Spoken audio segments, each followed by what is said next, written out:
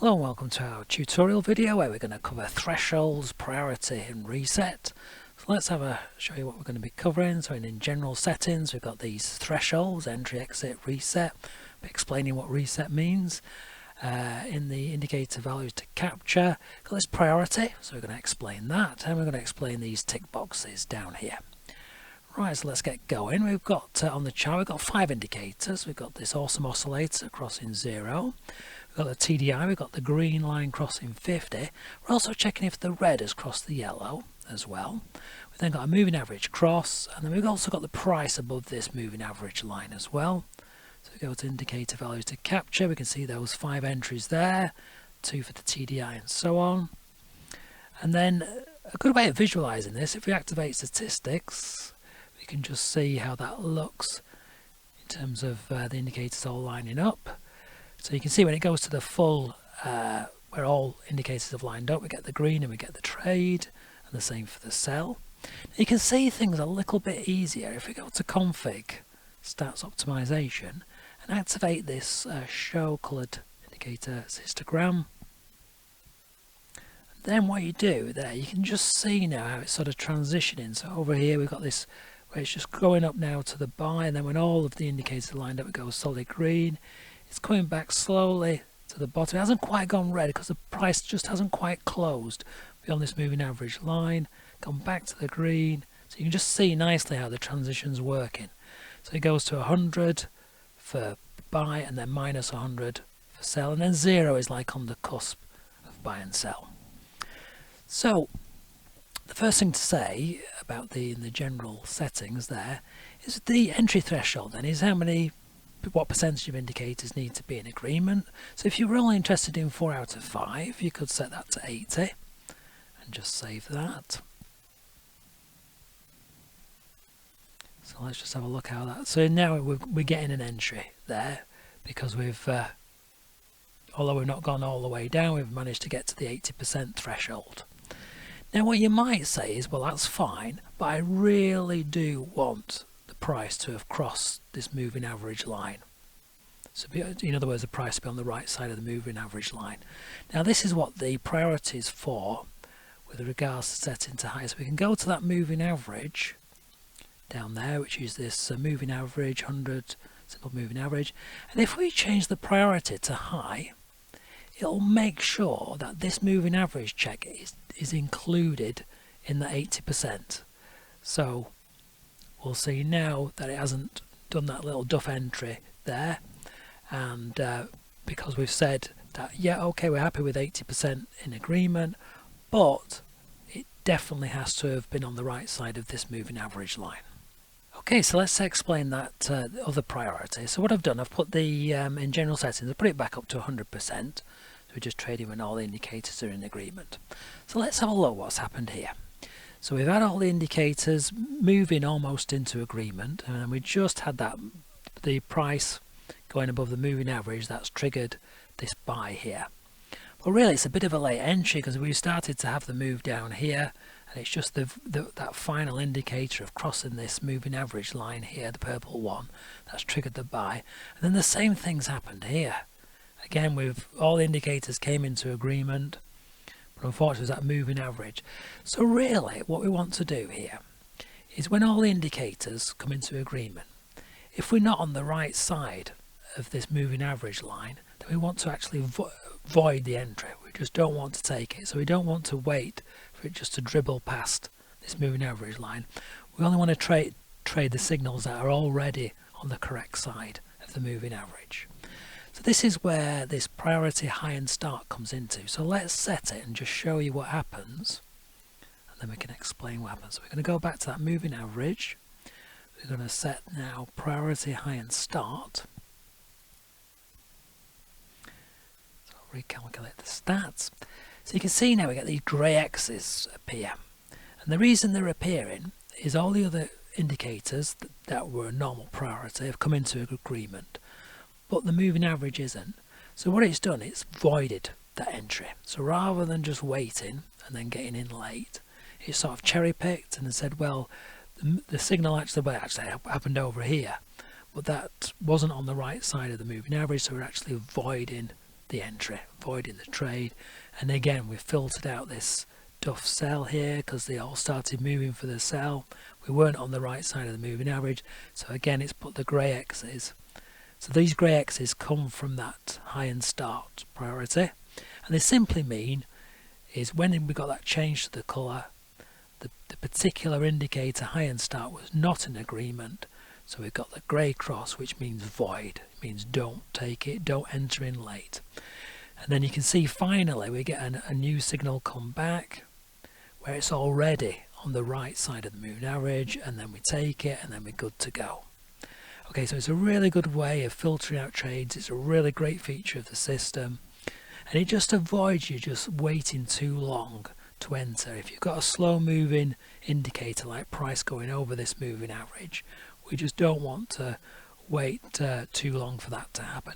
So it's also very good for something like an upper time frame check. Say if you were checking the 4 hour time frame, again you wouldn't want to delay, you wouldn't want to wait for that 4 hour to happen because you're supposed to be trading on the H1 chart in this example. So again, that's another upper time frame checks is a very good example where you should set the priority to high and start. Another example might be indicators that check if the market is trending or not. Again, what you want to do, you just want to stay out of the market if it's not trending. You don't want to be entering in late, and then with that high and start, it will only take the entries based on the other indicators that actually happen when it's ready, when that high and start is already correct and already in place. Okay, so let's talk a little bit about exit.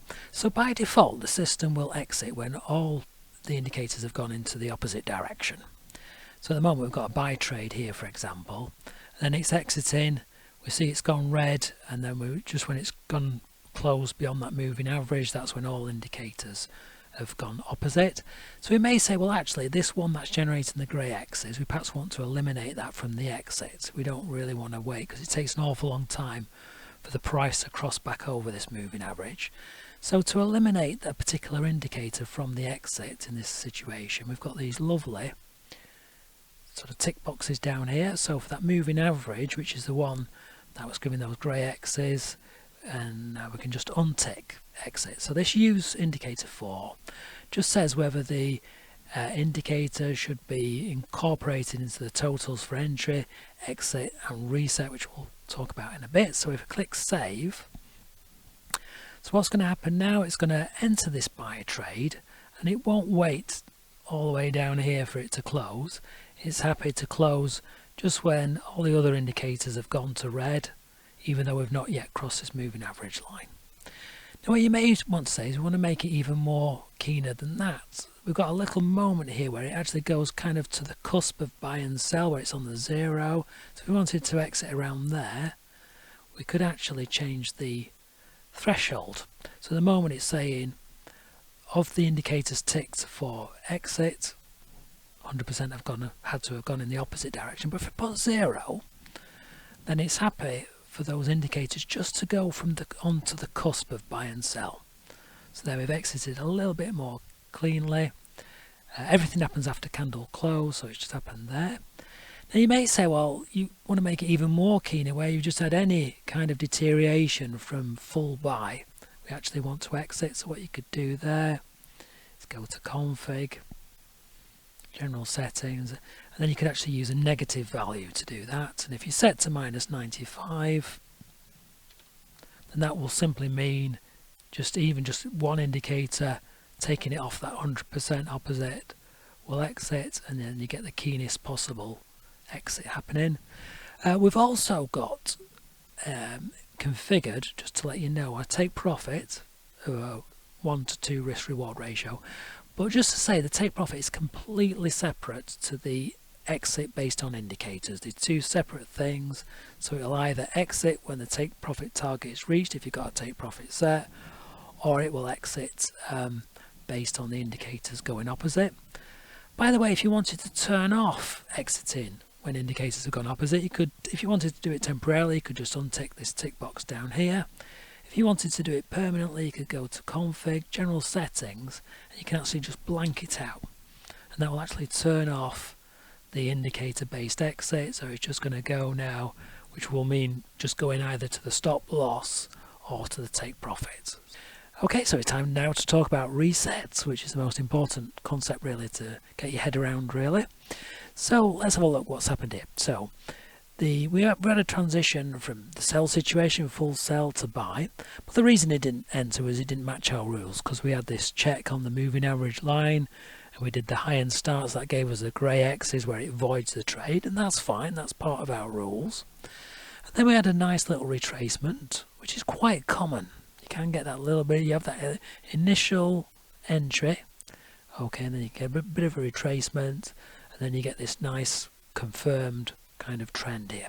So it'd be quite nice to trade this. And you may say, well, how do we get the system to do it? And the reason it's not traded it is because it would only trade a buy if we saw the red, so it goes opposite. So it's not enough of a reversal for it to trade again, but what we can do is adjust the reset threshold to change that. So a couple of options now. We could, under general settings, so if we set a reset threshold of 0, then if it went to say the cusp of buy and sell, then that would be enough for a reset.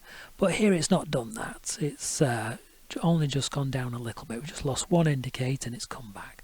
So what we need to do is, like similar to what we did to the exit threshold, is put that like -95 in, which will mean even if just one indicator goes opposite or is no longer signaling for buy, then that gives us the reset. And if you've had a reset, that's when it can trade again.